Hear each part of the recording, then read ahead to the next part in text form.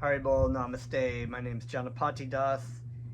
Welcome to another Krishna Katha episode of some Krishna stories from the Krishna book, translated by His Divine Grace A.C. Bhaktivedanta Swami Prabhupada. Let me take this moment to offer my respects to you for tuning in continuously and listening to these wonderful stories, pastimes of Lord Sri Krishna.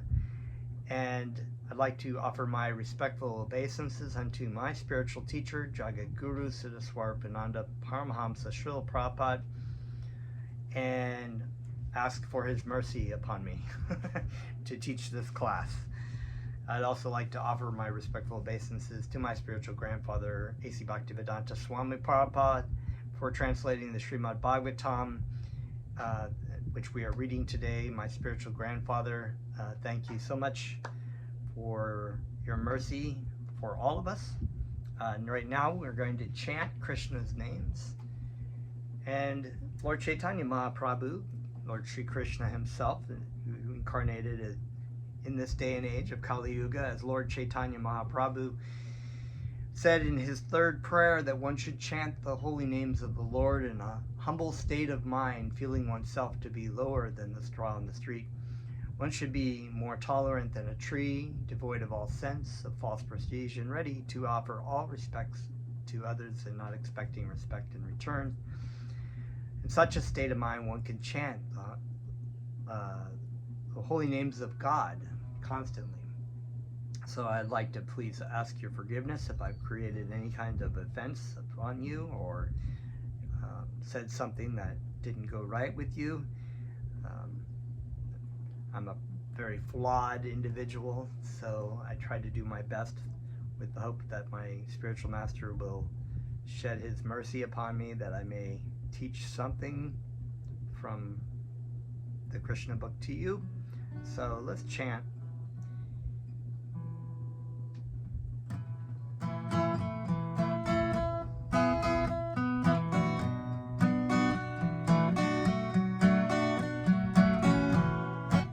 Namo Siddha Swarupananda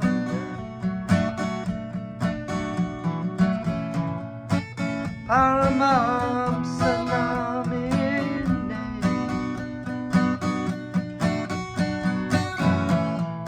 Gora Karuna Swarupaya Radha Krishna Krishnaya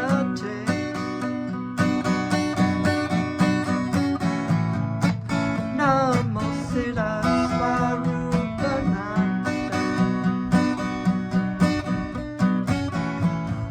Paramahamsa Namine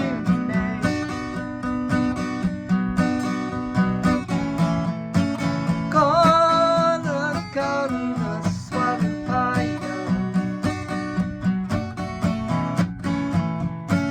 Radha Krishna Prestayate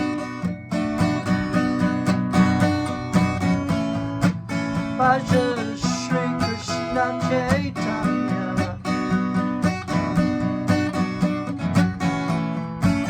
Prabhu Nityananda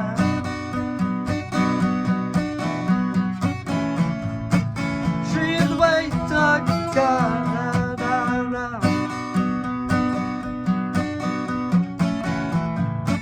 Shri Vasudeva Bhakta Vrinda Bhaja Shri Krishna Chaitanya Prabhu Nityananda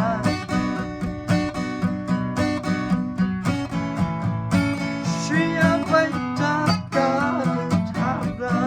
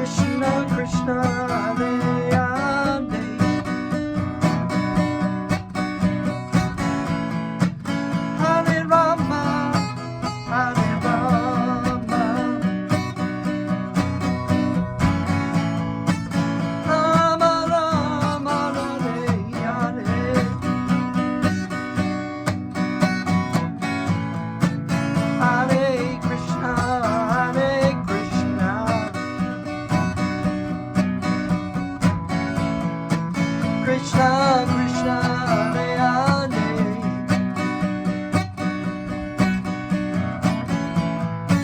Hare Rama, Hare Rama. Rama, Rama, Hare Hare.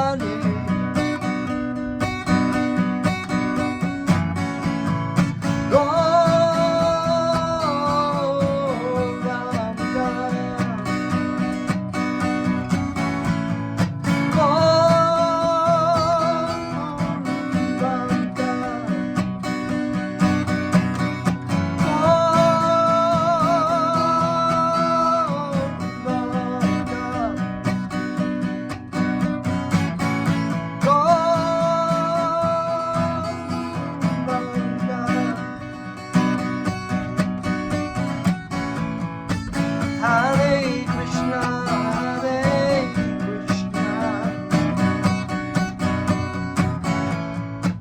Krishna, Krishna, Hare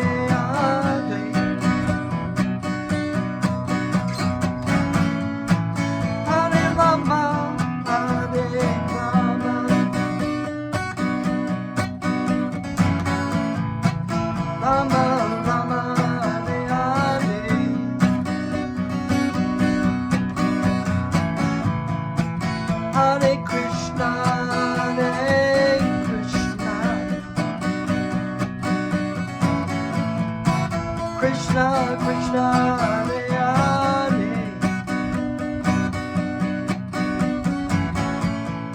Hare Rama, Hare Rama.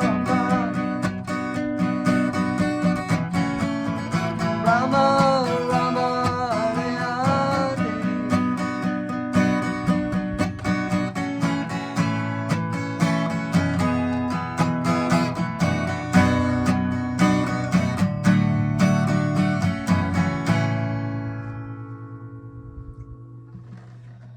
Haribol. Om Namo Bhagavate Vasudevaya. So we had been reading about the Sudama Brahman in our last couple of videos. We read into chapter 12, the Brahmana Sudama, benedicted by Lord Krishna, but we didn't get very far. So I'd actually like to start the chapter over, which is the wonderful thing about Krishna's pastimes, is that you can just keep reading them over and over and over again. Mundane subject matter, so in the form of newspapers and novels and music and movies, TV shows, whatnot. They're all under the modes of material nature, so therefore, even if they're in the mode of goodness, in the case of maybe very nice music, very nice piano music or something, it wears on you. It's just a material sound vibration, even with the intention maybe of trying to make it more spiritual. It's still a material sound vibration, so therefore these things get boring. But when you read the pastimes of Krishna, or you hear the names of Krishna, they just get sweeter and sweeter.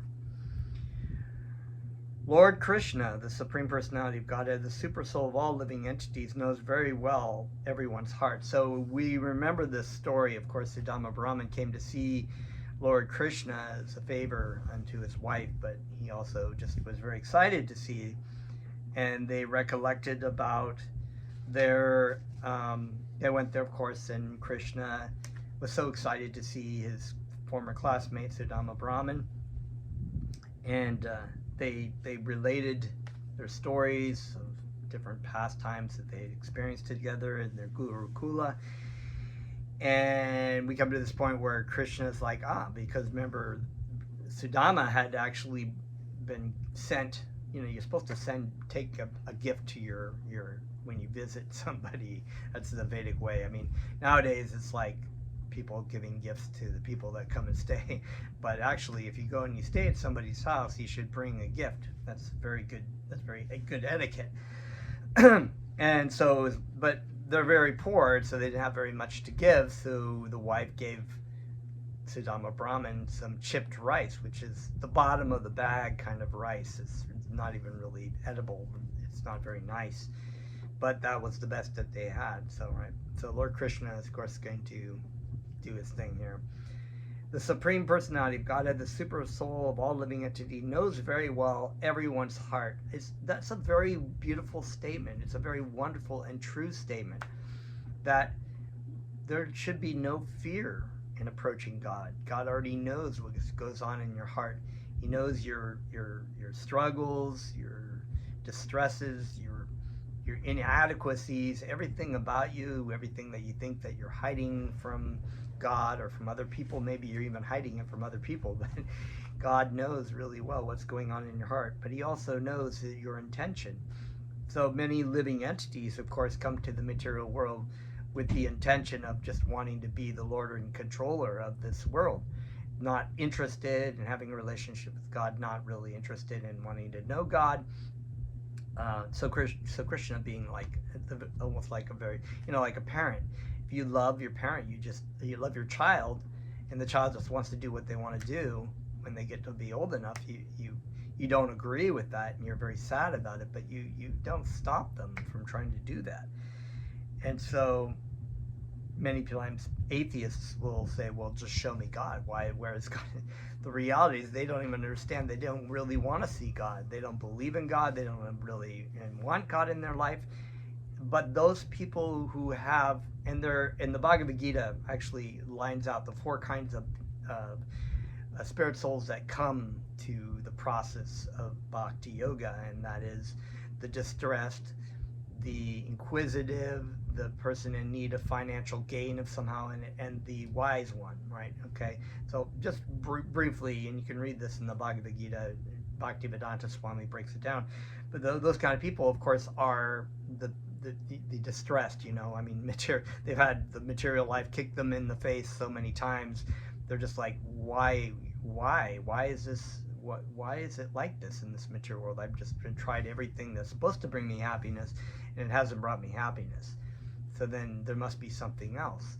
So then they hear about the knowledge given by the spiritual master, and they're like, wow, okay, that sounds like something that would be relief from this distress, right? Okay, then there's the person in financial need, right? Oftentimes people will come into a situation where they get a more comfortable living situation by living in an ashram or whatnot, or they just need more money, and they're just kind of curious about, how would this help me financially, and then there's, of course, the inquisitive, like, wow, this is, this is very very interesting. I think I probably had a little bit of everything, but mostly inquisitive, like I kind of tend to think philosophically, so the philosophy was very, very interesting and very attractive to me. And then there's wise people who hear immediately, and they know. There may not be any underlying reason why they're coming to chanting, but they just hear it, and they know immediately in their heart that that's the best, of course. But all those 4 type of people can actually come to know Krishna, by applying the process. So any kind of contamination, and there is a level of contamination there. If you're in financial need, you want something material, right? Or if you're in distress, you're still wanting some kind of material happiness from some satisfaction from your distress. So there is a certain level of contamination, but application of Krishna's holy names and the process of bhakti yoga is so powerful that it can immediately attract the living entity as long as they stay on that path.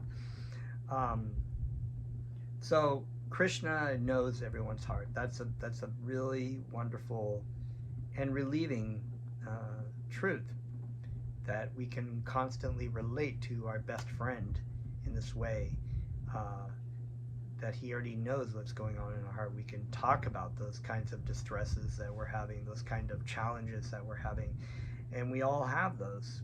Even in the process, in following the process of sadhana bhakti, we have challenges that we can talk to Krishna about. He is especially inclined to the Brahmana devotees. Lord Krishna is also called Brahmana Yadeva, which means that he is worshipped by the Brahmanas. Therefore, it is understood that a devotee who is fully surrendered into the Supreme Personality of Godhead has already acquired the position of a Brahmana. Without becoming a Brahmana, one cannot approach the Supreme Brahman, Lord Krishna. Krishna is especially concerned with vanquishing the distress of his devotees, and he is the only shelter of pure devotees. Lord Krishna was engaged for a long time in talking with Sudama Vipra about their past association. Then, just to enjoy the company of an old friend, Lord Krishna began to smile. And Krishna's smile is very beautiful, and so he's like, I know something's up. And asked, my dear friend, what have you brought for me? Has your wife given you some nice eatable for me? While he was addressing his friend, Lord Krishna was looking upon him and smiling with great love. So this kind of mocking or just kind of kidding around or joking, or, Krishna has so many kinds of relationships with his devotees that it's all about love. We try these kind of like relationships of joking and whatnot in the material world, and oftentimes they do not go over very well. He continued, my dear friend, you must have brought some presentation for me from your home. Lord Krishna knew that Sudama was hesitating to present him the paltry chipped rice, which was actually unfit for his eating. And understanding the mind of Sudama Vipra, the Lord said, my dear friend, certainly I am not in need of anything, but if my devotee gives me something as an offering of love, even though it may be very insignificant, I accept it with great pleasure. On the other hand, if a person is not a devotee, even though he may offer me very valuable things, I do not like to accept them. I actually accept only things which are offered to me in devotion and love. Otherwise, however valuable the thing may be, I do not accept it. If my pure devotee offers me even the most insignificant things, a little flower, a piece of leaf, a little water, but saturates the offering with devotional love, then I not only gladly accept such an offering, but I eat it with great pleasure. I love that line. Over and over, I read it so many times. It's just so beautiful. Krishna, and we've talked about this in the last video, Krishna just wants the love from the devotee, of how then the devotee, by giving love, feels the love. It's like when you give somebody something and you're not really, it's not imbued with love. It's just like an empty gesture or an empty token, a token of gesture or whatever they say. It's not very nicely accepted. And then those people, people oftentimes are in relationships where they feel like that's the way they need to express love, is by giving so many kinds of valuable things to their spouse, but they're not really giving the love. And after a while, the person's just like, they know there's no love there, and so they don't really want that. Nobody really wants that. People want love. That's what they really want. Lord Krishna assured Sudama Vipra that he would very gladly accept the chipped rice which he had brought from home, and yet out of great shyness, Sudama Vipra hesitated to present it to the Lord. He was thinking, how can I offer such insignificant things to Krishna? And he simply bowed his head. So it's a really nice exchange. The devotee is like, feeling like I should offer everything valuable to Krishna, Lord Krishna, the Supersoul, knows everything in everyone's heart. He knows everyone's determination and everyone's want. Another great statement. There it is again. Krishna knows your heart. Krishna knows what kind of determination, what kind of how much you want to come to Krishna, how much you're surrendering, He knew, therefore, the reason for Sudama Vipra's coming to him. He knew that driven by extreme poverty, he had come there at the request of his wife. Right? So he knew that Sudama Vipra was not particularly interested in bothering Krishna for any kind of financial gain, but did it out of the behest of his wife. Of course, the wife was very good, a good wife, She cared about the physical and mental well-being of her husband, which is what a wife should do. Thinking of Sudama as his very dear class friend, he knew that Sudama's love for him as a friend was never tainted by any desire for material benefit. Krishna thought, Sudama has not come asking anything from me, but being obliged by the request of his wife, he has come to see me just to please her. Lord Krishna therefore decided that he would give more material opulence to Sudama Vipra than could be imagined even by the King of Heaven. So once again, just a recap of that, what we brought up last time and what is being said here is that there are devotees of Krishna that all they want to do is please Krishna. They don't care about anything of their well-being, of their opulence or whatnot. And so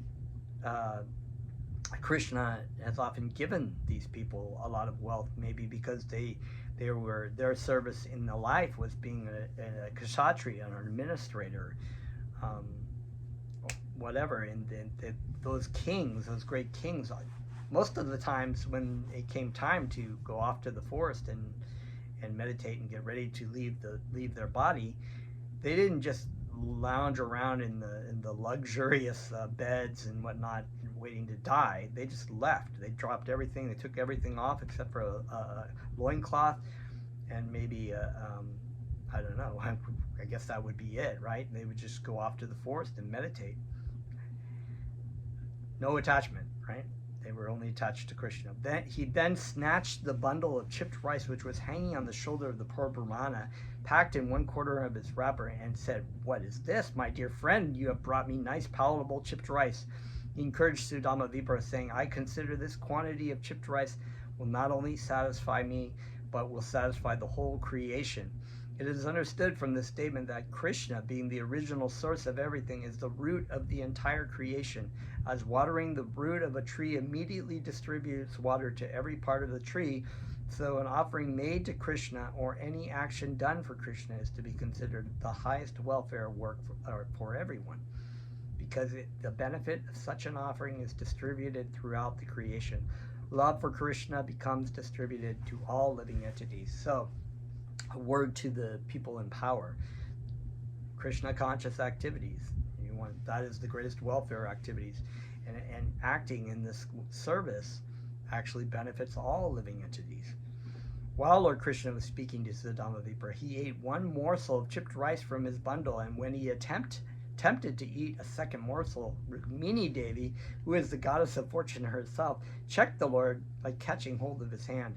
After touching the hand of Krishna, Rukmini said, "My dear Lord, this one morsel of chipped rice is sufficient to cause him who offered it to become very opulent in this life, to continue his opulence in the next life. My Lord, you are so kind to your devotee that even this one morsel of chipped rice pleases you very greatly, and your pleasure assures the devotee opulence both in this life and in the next. This indicates that when food is offered to Lord Krishna with love and devotion, and he is pleased and accepts it from the devotee, Rukmini Devi, the goddess of fortune, becomes so greatly obliged to the devotee that she has to personally go to the devotee's home to turn it into the most opulent home in the world. If one feeds Narayan sumptuously, the goddess of fortune, Lakshmi, automatically becomes a guest in one's house, which means that one's house becomes opulent. The learned Brahmana Sudama passed that night at the house of Lord Krishna, and while he was there, he felt as if he were living in the Vaikuntha planet. Actually, he was living in Vaikuntha, because wherever Lord Krishna, the original Narayan, and Rukmini Devi, the goddess of fortune, live is not different from the spiritual planet Vaikuntha Loka. And it's also said that wherever there is chanting of Krishna's names, Krishna is present and Radha is present. The whole spiritual world is present. The learned Brahmana Sudama did not appear to have received anything substantial from Lord Krishna while he was at his place, and yet he did not ask anything from the Lord. The next morning he started for his home, thinking always about his reception by Krishna, and thus he became merged in transcendental bliss. All the way home he was simply remembering the dealings of Lord Krishna, and he was feeling very happy.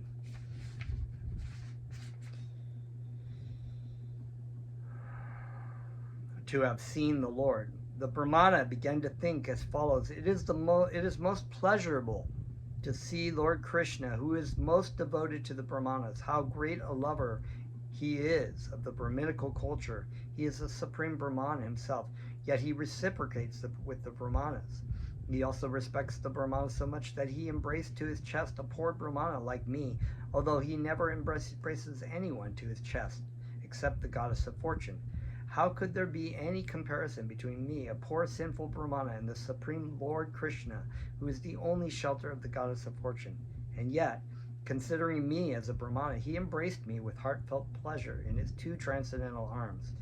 Lord Krishna was so kind to me that he allowed me to sit down on the same bedstead where the goddess of fortune lies down. He considered me to be his real brother. How can I appreciate my obligation to him? When I was tired, Srimati Rukmini Devi, the goddess of fortune, began to fan me, holding the chamara whisk in her own hand. She never considered her exalted position as the first queen of Lord Krishna. I was rendered service by the Supreme Personality of Godhead because of his high regard for the Brahmanas, and by massaging my legs and feeding me with his own hand, he practically worshipped me, aspiring for elevation to the heavenly planets or liberation or all kinds of material opulences or perfection in the mystic yoga powers. Everyone throughout the universe worships the lotus feet of Lord Krishna, yet the Lord was so kind to me that he did not give me even a farthing, knowing very well that I am a poverty-stricken man who, if I got some money, might become puffed up and mad after material opulences, and so forget him. So there we go, the devotee. Of course, many things to take away there, and we've seen stories before with the way that Krishna worships the devotee of himself in such a way, in such wonderful ways. And the devotee, of course, Sudama Brahmana, felt like he would become attached, even though Krishna knows his heart very well that he wouldn't, that he would use all the money in the service of Krishna. The statement of the Brahmana Sudama is correct. An ordinary man who is very poor and prays to the Lord for benediction and material opulence, and who somehow or other becomes richer in material opulence, immediately forgets his obligation to the Lord. Very important point. I mean, oftentimes people are in a distressed situation, right? And they're praying to God, and then financially, maybe one of these people have gotten money. They've gotten money, and they've just like, oh, okay, I'm okay now. I got my money. So this does happen. Therefore, the Lord does not offer opulences to his devotee unless the devotee is thoroughly destitute. Rather, if a neophyte devotee serves the Lord very sincerely and at the same time wants material opulence, the Lord keeps him from obtaining it. Thinking in this way, the learned Brahmana gradually reached his own home. But on reaching there, he saw that everything was wonderfully changed. He saw that in place of his cottage, there were big palaces made of valuable stones and jewels, glittering like the sun, moon ray, and rays of fire. Not only were there big palaces, but at intervals there were beautifully decorated parks in which many beautiful men and women were strolling. In those parks there were nice lakes full of lotus flowers and beautiful lilies, and there were flocks of multicolored birds. Seeing the wonderful conversion of his native place, the Brahmana began to think to himself, how am I seeing all these changes? Does this place belong to me or to someone else? If it is the same place where I used to live, then how has it so wonderfully changed? While the learned Brahmana was considering this, a group of beautiful men and women with features resembling those of the demigods, accompanied by musical chanters, approached to welcome him. All were singing auspicious songs. The wife of the Brahmana became very glad on hearing the tidings of her husband's arrival, and with great haste she also came out of the palace. The Brahmana's wife appeared so beautiful that it seemed as if the goddess of fortune herself had come to receive him. As soon as she saw her husband present before her, tears of joy began to fall from her eyes, and her voice became so choked up that she could not even address her husband. She simply closed her eyes in ecstasy, but with great love and affection she bowed down before her husband, and within herself she thought of embracing him. She was fully decorated with a gold necklace and ornaments, and while standing among the maidservants, she appeared like the wife of a demigod, just alighting from an airplane. The Brahmana was surprised to see his wife so beautiful and in great affection, and without saying a word, he entered the palace with his wife. When the Brahmana entered his personal apartment in the palace, he saw that it was not an apartment, but the residence of the King of Heaven. The palace was surrounded by many columns of jewels. The couches and bedsteads were made of ivory, bedecked with gold and jewels, and the bedding was as white as the foam of milk and soft as a lotus flower. There were many whisks hanging from golden rods, and many golden thrones with sitting cushions as soft as a lotus flower. In various places there were velvet and silken canopies with laces of pearls hanging all around. The structure of the building was standing on a first-class transparent marble with engravings made of emerald stones. All the women in the palace were carrying lamps made of valuable jewels. The flames and the jewels combined to produce a wonderfully beautiful, brilliant light.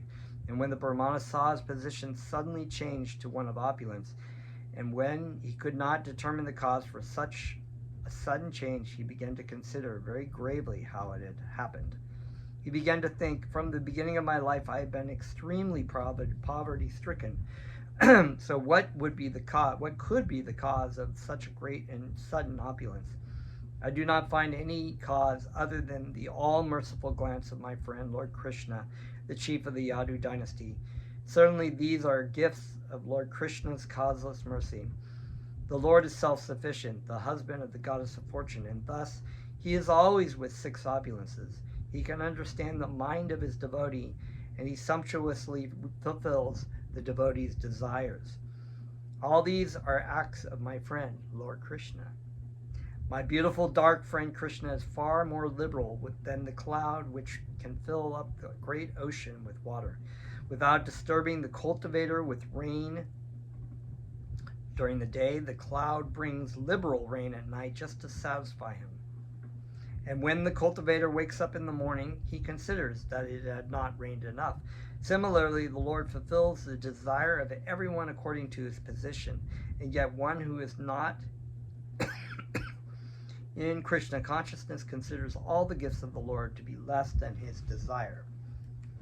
That's a really significant thing, that there are many people who get a lot of material opulence because of their karmic reaction, but they always feel that it can be more, feel that there could be more, even though they have such great opulence and great wealth. On the other hand, when the Lord receives a little thing in love and affection from his devotee, he considers it a great and valuable gift. The vivid example is myself. I simply offered him a morsel of chipped rice. In exchange, he has given me the opulence. Opulence is greater than the opulence of the King of Heaven. What the devotee actually offers to the Lord is not needed by the Lord. He is self-sufficient. He's a self-sufficient philosopher, right? Krishna has everything. Krishna is the source of everything. Krishna is the owner of everything. So he doesn't really need anything. What he does like, what he does want is our love and devotion. If the devotee offers something to the Lord, it acts for his own interest, because whatever a devotee offers to the Lord comes back in a quantity 1,000,000 times greater than what it was offered. One does not become a loser by giving to the Lord. He becomes a gainer by 1,000,000 of times. The Brahmana, feeling great obligation to Krishna, thought, I pray to have the friendship of Lord Krishna, and to engage in his service, and to surrender fully unto him in love and affection, life after life. I do not want any opulence. I only desire not to forget his service. I simply wish to be associated with his pure devotees. May my mind and activities be always engaged in his service. The unborn Supreme Personality of Godhead, Krishna, knows that many great personalities have fallen from their positions because of extravagant opulence. Therefore, even when his devotee asks for some opulence from him, the Lord sometimes does not give it. He is very cautious about his devotees, because a devotee in an immature position of devotional service may, if offered great opulence, fall from his position due to being in the material world. The Lord does not offer opulence unto him. This is another manifestation of the causeless mercy of the Lord upon his devotee. His first interest is that the devotee may not fall. He is exactly like a well-wishing father who does not give much wealth into the hand of his immature son, but who, when his son is grown up and knows how to spend money, gives him the whole treasury house. The learned Brahmana thus concluded that whatever opulences he had received from the Lord should not be used for his extravagant sense gratification, but for the service of the Lord. There we go. That's a true devotee. If they're given this money, they're given things, they understand who it belongs to, and they use it accordingly. The Brahmana accepted his newly acquired opulence, but he did so in a spirit of renunciation, unattached to sense gratification, and thus He lived very peaceably with his wife, enjoying all the facilities of opulence as prasadam of the Lord. So this is what Arjuna had, this idea of a renunciate, of just like leaving things behind and leaving all his responsibilities in service, his fighting ability, the opulence of the kingdom that he was going to receive afterwards, to want to go live off in the forest and be a yogi. And Krishna was like, that's not what renunciation is.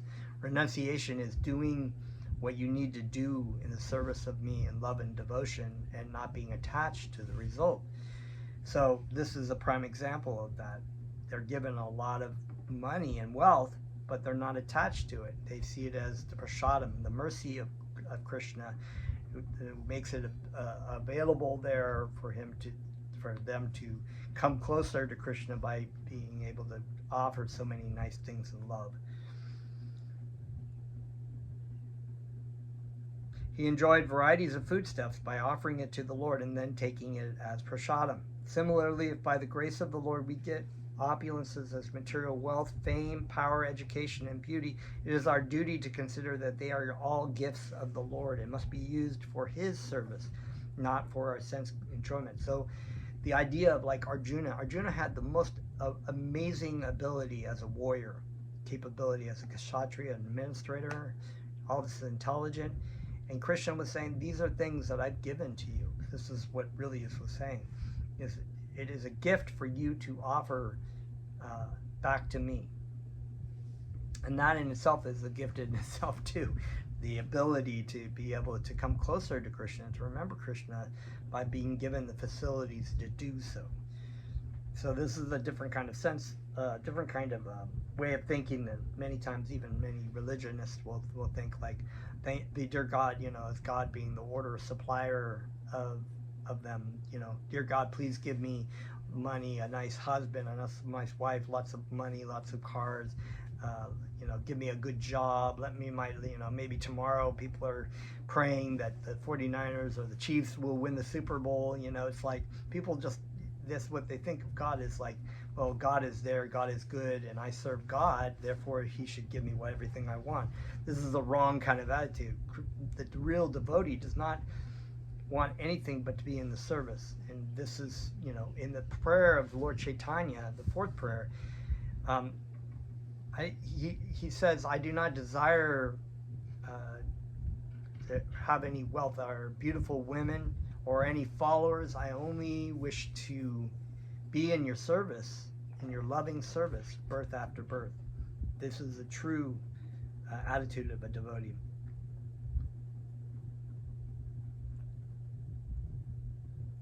The learned Brahmana remained in that position, and instead of deteriorating due to great opulences, his love and affection for Lord Krishna increased day after day.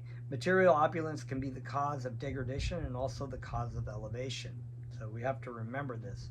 And it said in the Sri Ishopanishad, everything animate and inanimate is owned and controlled by the Lord, and that the devotee of Krishna should understand what their allotted amount is, right? And to whom it belongs to, and not try to hoard or unnecessarily attempt to achieve things for their own pleasure and sense gratification. There's also another really wonderful book, if you haven't read this, and this is translated by A.C. Bhaktivedanta Swami Prabhupada, was Srila Rupa Goswami's Nectar of Instruction, which talks about this as well. And there's a great, if you can find that, that's a great purport by His Divine Grace as well on that. Material opulence can be the cause of degradation and also the cause of elevation according to the purposes for which it is used. If opulence is used for sense gratification, it is the cause of degradation. If it is used in the service of the Lord, it is the cause of elevation. So in the Bhagavad Gita, in chapter 7, I think it's like text 12 or 13, Krishna refers to the material energy and the modes of goodness, passion, and ignorance. The material energy, the prakriti of the material world, as divine energy of his. And this is a really interesting thing to think about, because we would think, well, isn't material life a cause of degradation? Well, the answer is yes or no. Yes and no. Yes, if it is used in the purpose of false ahankara, false ego, illusion of our identity, thinking we are this material energy, and the material energy is here for our enjoyment.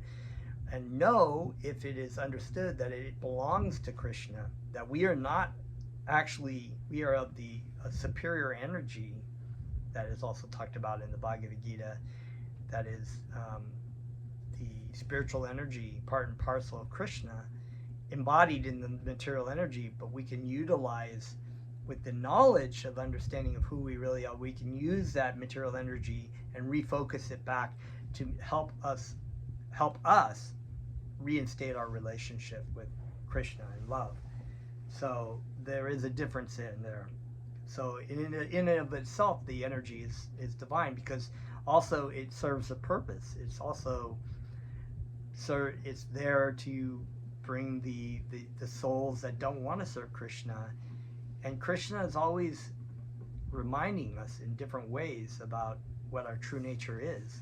But it's like, this is the wonderful thing, and I think there's a thing that many times people overlook, or atheists mock about, and they say, well, if God wanted to create, a heavenly place, for why does he not do it, And the responsibility has to be on ourselves, just like you expect your children, when you raise them, to be responsible and to do the responsible things that you've taught them to live a good life.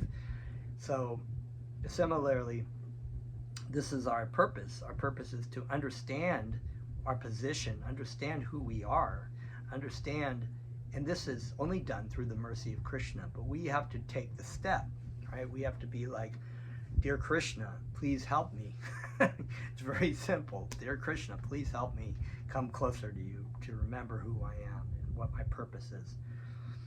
It is evidence from Lord Krishna's dealings with Sudama Vipra that the Supreme Personality of Godhead is very, very pleased with the person who's possessed of Brahminical qualities. A qualified Brahmana like Sudama Vipra is naturally a devotee of Lord Krishna. Therefore, it is said, Brahmana Vaishnava. A Brahmana is a Vaishnava. Sometimes it is said Brahmana Pandita. Pandita is a very learned person.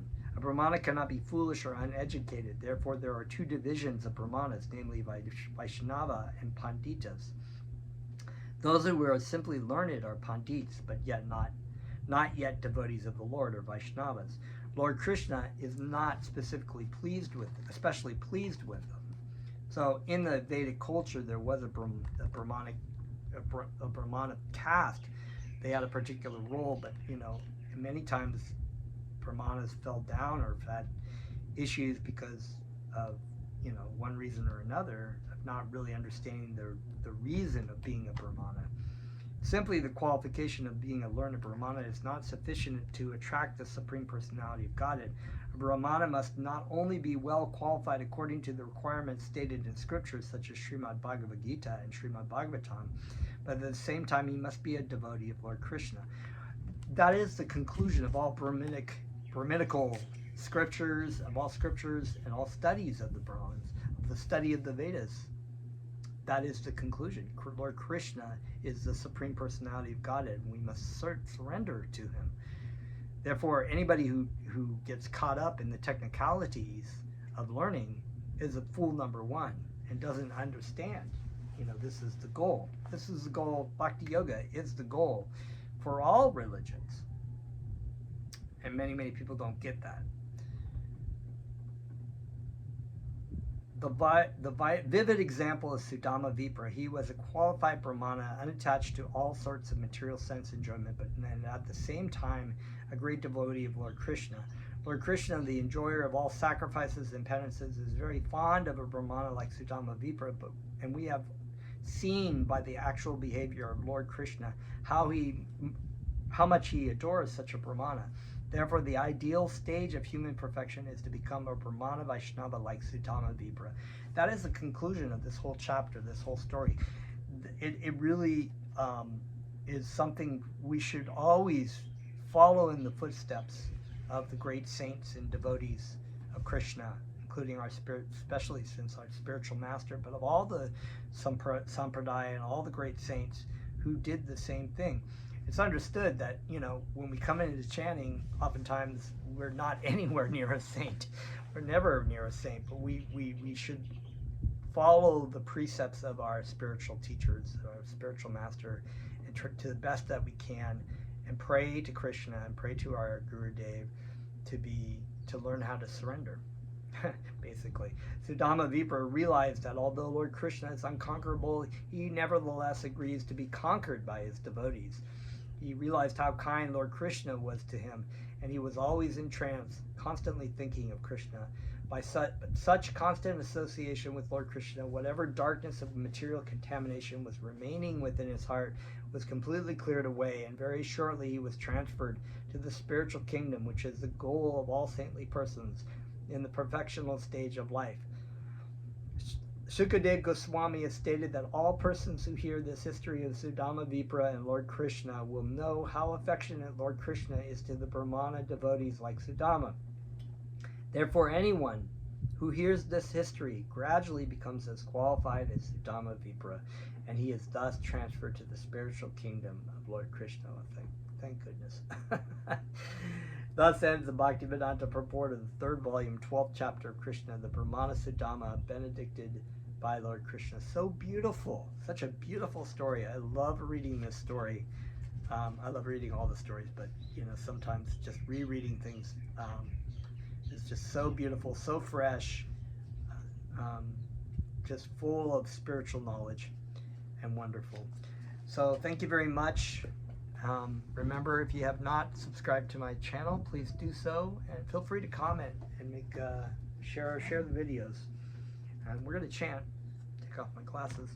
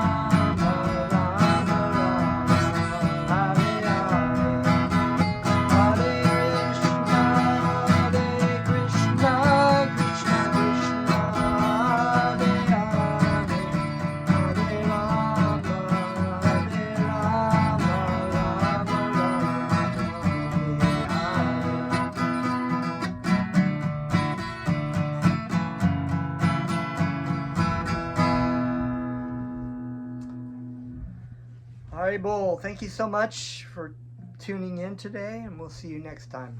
Namaste.